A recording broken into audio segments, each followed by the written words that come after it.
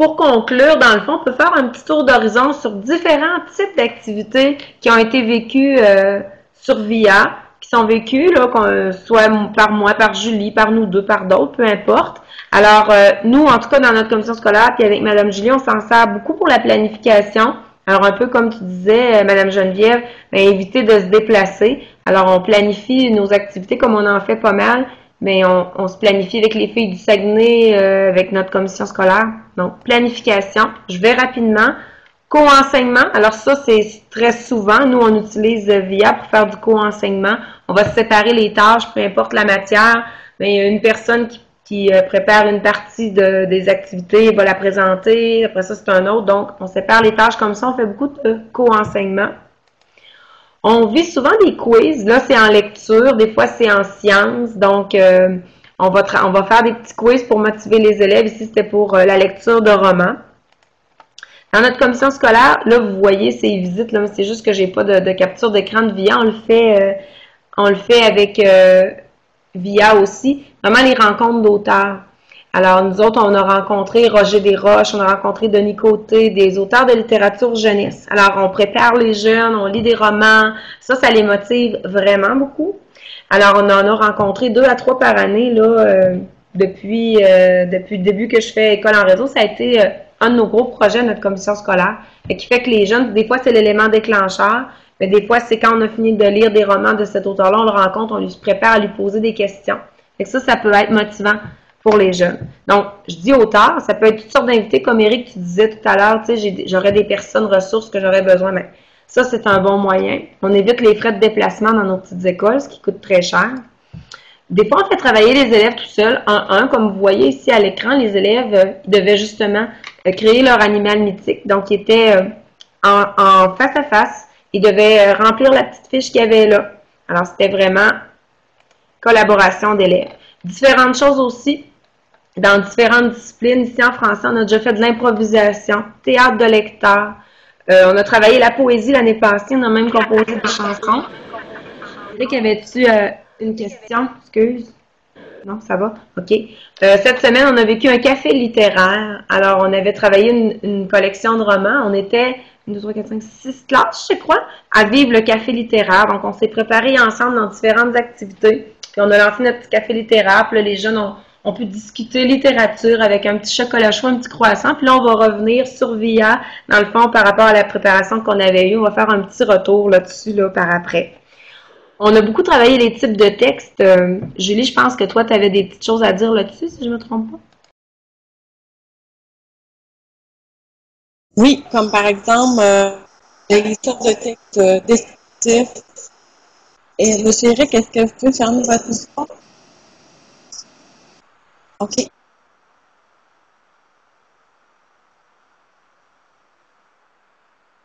Je fais beaucoup de tests, c'est bien. Donc, c'est ça, les différents types de textes qu'on peut voir avec les élèves, argumenter là-dessus. Puis même aussi, mettons, le récit en 5 temps. On peut travailler à ce niveau-là. Il y a une classe, une année, qui avait fait une petite pièce de théâtre pour nous montrer vraiment là, les 5 temps du récit. Puis après ça, les enfants comprenaient mieux. Puis, ou au deuxième cycle, les 3 temps. C'est ça, les différentes sortes de textes.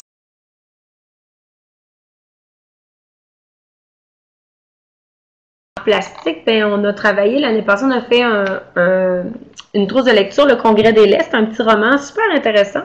Et les jeunes à la fin avaient à inventer leur lait, à le présenter, puis il y avait à le dessiner. Nous, on travaillait les lignes en art plastique. Donc, on avait fait comme un genre de concours où là, les jeunes avaient choisi dans la classe quel était le meilleur lait là, dans les dessins puis dans la description, puis ils s'étaient présentés ça. On a fait quelque chose d'intéressant aussi en art plastique, apprécier des œuvres, les œuvres de Marc-Aurèle Fortin. Alors, on était 5 classes, je pense, Julie, et on avait un petit PowerPoint sur les œuvres de Marc-Aurèle Fortin qui dessine beaucoup les arbres. Ça, c'était en lien avec un roman, Les Lundis de Victoria, parce qu'il y a une illustration dans le roman où on retrouve un arbre qui est tout seul, en tout cas. Bref, on a apprécié les œuvres de Marc-Aurèle, on a observé, on a développé le langage des arts plastiques avec ça dans les 5 classes. Vraiment en utilisant VIA, en projetant les œuvres, en discutant toutes les classes ensemble. Ça avait été le fun. On a toujours aussi, en lien avec le roman Les fantômes bleus sont les plus malheureux de Roger Desroches. Alors, on fait la création de fantômes dans toutes nos classes. Puis on va faire des présentations différentes. Il y en a des fois qui vont faire un petit dépliant sur Publisher. On va l'envoyer aux autres classes. On va se présenter nos fantômes. On va expliquer nos catégories de fantômes. Toujours en lien avec le roman qu'on a lu. Donc, ça, on va faire ça sur VIA. Des petites présentations, dans le fond. Ça rentrerait dans cette catégorie-là. En sciences, ben, à la session de transfert, j'en avais présenté investigation raisonnée, mais on a aussi fait le défi apprenti génie avec les classes du Saguenay-Lac-Saint-Jean l'année passée. Donc, on présente les défis, on fait beaucoup de présentations, les jeunes viennent faire des retours, on se questionne, on retourne essayer des choses. Alors, on y va beaucoup comme ça, nous, sur VIA. En maths, je sais que dans ma commission scolaire, ils font beaucoup de combats de table.